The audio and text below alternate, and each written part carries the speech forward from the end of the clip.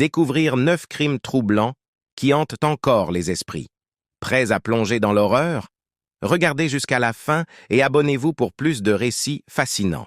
C'est le moment où un homme est apparu devant le tribunal pour un meurtre qui a eu lieu il y a 44 ans. Le 28 août 1980, Ellen Terry, âgée de 27 ans, a été poignardée 13 fois et laissée pour morte sur le sol de la salle de bain de son complexe d'appartements, tandis que son fils de 6 mois rampait à travers la scène de crime ensanglantée. Un voisin a signalé avoir vu un homme frapper à la porte de l'appartement de Terry. Un grand tumulte a suivi, comprenant des bruits de mouvements et des cris. Un autre résident s'est plaint d'eau qui fuyait à travers le plafond, et c'est lorsque le gestionnaire est entré dans l'appartement qu'il a fait la découverte macabre. Des soupçons se sont portés sur Robert Terry, l'ancien partenaire d'Ellen Terry, et il a été révélé qu'Ellen avait déposé une plainte en paternité contre Robert et demandé une pension alimentaire. Il n'y avait aucune preuve liant Robert au crime, donc il n'a pas été inculpé et l'affaire est restée non résolue. La police de Sacramento a déclaré que l'affaire a été rouverte en 2016 dans le cadre d'une initiative sur les affaires non résolues. L'ADN prélevé sur le sang sur la scène de crime correspondait au suspect Robert Terry. Le vieil homme de 81 ans a été arrêté vendredi dernier et accusé du meurtre d'Ellen. Il a nié toute implication dans le crime. Faites-moi part de vos réflexions dans les commentaires. Voici le moment où un père a découvert qu'il avait tué sa fille de 2 ans après l'avoir laissée mourir dans une voiture brûlante pendant qu'il jouait à des jeux vidéo. Christopher Schultz, 37 ans, a été arrêté le mois dernier après que sa fille Parker, âgée de 2 ans, a été retrouvée sans réaction dans sa voiture devant leur domicile à Marana, en Arizona, un jour où les températures ont atteint 109 degrés Fahrenheit, soit 42 degrés Celsius. Cependant, les autres enfants de Schultz, âgés de 5 et 9 ans, ont déclaré à la police qu'il avait passé l'après-midi à jouer à des jeux vidéo, et les caméras de surveillance du quartier ont montré que Schultz était arrivé à la maison à 12h50, de sorte que Parker a pu être laissé dans la voiture pendant plus de 3 heures. Schultz a d'abord été inculpé de meurtre au second degré, mais son inculpation a été portée au premier degré, ce qui est important, car cela montre que les procureurs pensent que le père a intentionnellement tué sa fille. S'il est reconnu coupable, il risque la prison à vie, voire la peine de mort. Faites-moi part de votre avis dans les commentaires. Voici le moment où Nikolai Mew a pleuré au tribunal après avoir été condamné à 20 ans de prison pour avoir poignardé plusieurs personnes et tué un jeune de 17 ans. L'incident s'est produit lorsqu'un groupe de jeunes âgés de 17 à 24 ans a confronté Mew sur la rivière Apple, qui était apparemment à la recherche d'un téléphone portable perdu à l'aide d'un tuba et de lunettes de plongée. Le groupe a raillé Mew, l'a poussé et l'a traité de pédophile. Mew a déclaré qu'il s'était senti menacé et qu'il agissait en état de légitime défense lorsqu'il a sorti un couteau et a commencé à poignarder les gens. L'attaque a entraîné la mort d'Isaac Schumann, 17 ans, et blessé 4 autres personnes. Mew s'est effondré au tribunal après avoir présenté ses excuses à la famille de la victime et déclaré qu'il n'avait jamais eu l'intention de tuer qui que ce soit. Mew a plaidé non coupable au tribunal en invoquant la légitime défense, mais après 8 heures de délibération, le jury l'a déclaré coupable. Le juge l'a condamné à 20 ans de prison et a déclaré que Mew n'avait pas agi en état de légitime défense, mais qu'il n'avait pas non plus l'intention de poignarder ses victimes. Il a ajouté qu'il s'agissait d'une imprudence, mais pas d'une intention. Cette décision n'a pas été bien accueillie par la famille de la victime, car la mère de cette dernière avait demandé au juge de lui accorder la peine maximale de 100 ans. Dites-moi ce que vous pensez dans les commentaires. Voici le moment où un babysitter a été interrogé après avoir tué une fillette de 2 ans parce qu'il l'avait ennuyée. Il passera le reste de sa vie en prison. Malik Kiari Kennedy avait été chargé par sa petite amie de l'époque de garder sa fille de 2 ans, Trinity Kyles, pendant qu'elle allait travailler. Lorsqu'elle est rentrée dans sa chambre d'hôtel, elle a constaté que sa fille ne réagissait pas et ne respirait pas, et elle a appelé le 911. Les services d'urgence ont tenté de réanimer l'enfant, qui a été déclarée morte sur place. Les autorités ont déclaré que l'enfant présentait plusieurs ecchymoses sur les joues, avec des empreintes de doigts et d'ongles, un front enflé et des ecchymoses sur le corps. Les détails de l'affaire sont troublants. Kennedy a frappé la tête de la petite fille contre la tête du lit jusqu'à ce qu'elle perde connaissance. Lorsqu'elle s'est réveillée, il l'a violemment secouée jusqu'à ce qu'elle perde à nouveau connaissance. Il l'a ensuite regardée faire une crise d'épilepsie et a essuyé le sang sur sa bouche. Alors que la jeune fille était allongée dans la chambre, les autorités affirment que Kennedy n'a jamais essayé d'appeler sa mère ou de demander une aide médicale d'urgence. Au lieu de cela, il aurait bu de l'alcool, fumé, joué à des jeux vidéo et consulté les réseaux sociaux. Kennedy a été arrêté et inculpé à la prison à vie, sans possibilité de libération. Que pensez-vous? Voici le moment où un homme a été libéré de prison après y avoir passé 16 ans pour un crime qu'il n'avait pas commis. Harvell Marshall, 52 ans, a été accusé et condamné pour meurtre en juillet 2008.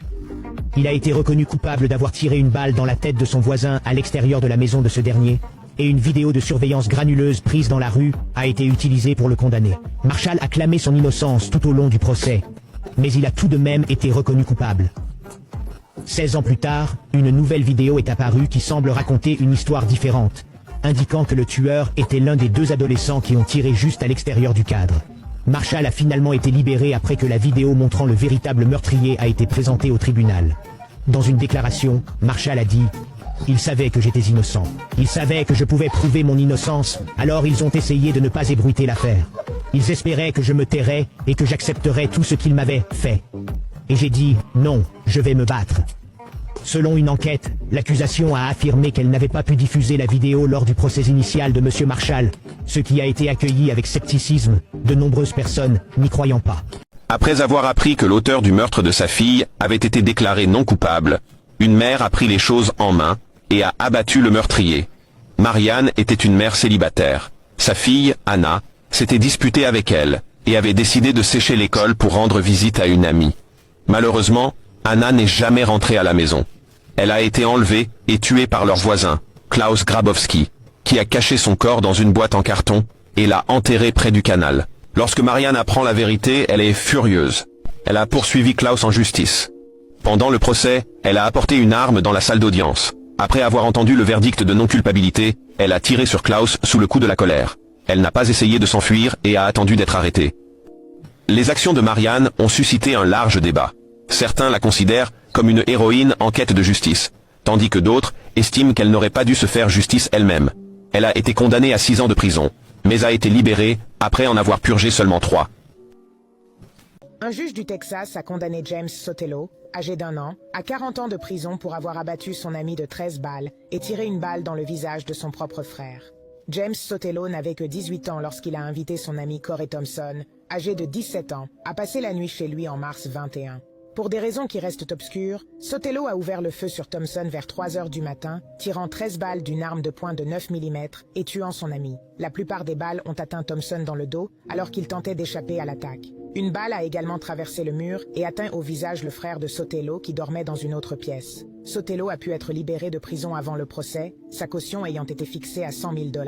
Ses parents ont payé sa caution et Sotelo a continué à enfreindre la loi même après avoir été libéré et arrêté à nouveau pour un autre incident. C'est pourquoi l'accusation n'était pas satisfaite de sa condamnation à 40 ans de prison, estimant qu'il n'avait montré aucun remords pour ses actes en continuant à commettre des délits, même lorsqu'il était en liberté sous caution. Faites-moi part de vos réflexions à ce sujet.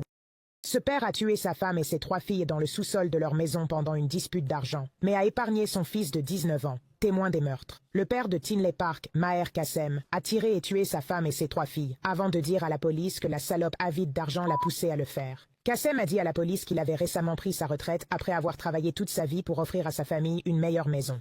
Il se sentait non apprécié par sa femme et ses filles. Un dimanche matin, son fils de 19 ans a entendu une dispute et son père monter et descendre les escaliers du sous-sol. Après avoir entendu les premiers coups de feu, le fils s'est précipité au sous-sol, où il a vu les corps de ses sœurs allongés par terre. Il a ensuite vu son père tirer sur sa mère 7 fois. Maher a ensuite appelé le 911, leur disant que sa femme avait été abattue, mais sans admettre qu'il avait commis les meurtres lui-même. Une fois la police sur les lieux, il a donné plus de détails, leur disant « Je suis le seul, je vais en prison ». Maher Kassem a été arrêté et inculpé, mais n'a pas encore été condamné. Quelle peine pensez-vous qu'il mérite? Dites-le dans les commentaires. Je publierai chaque jour sur ce compte. Le chef du gang MS-13 a été condamné pour son implication dans les meurtres de 8 personnes en 1 an, dont 2 écolières. Alexis Saillant, surnommé Blasty et Bigoni, a été reconnu coupable de racket liées à plusieurs meurtres en 2016. Kayla Cuevas, 16 ans, et Nisa Mikens, 15 ans, faisaient partie des victimes de Saillant. Les lycéens se promenaient dans leur quartier suburbain de Brentwood lorsqu'ils ont été attaqués par un groupe de jeunes hommes qui les ont frappés et tués. Après les événements, le corps de Cuevas était méconnaissable. Selon les procureurs, l'attaque est survenue après que Cuevas a eu un différend en ligne avec certains membres du gang MS-13 et leurs associés. Sin a finalement été arrêté en 2017 pour racket, conspiration et meurtre, avec une douzaine d'autres membres de son gang de Long Island. Les procureurs avaient d'abord envisagé la peine de mort dans cette affaire, mais le procureur général des États-Unis, Merrick Garland, a demandé de renoncer à cette option. Sin encourt jusqu'à 70 ans de prison en raison de son plaidoyer. Dites-moi votre avis. L'accord de plaidoyer devrait-il échapper à la peine de mort?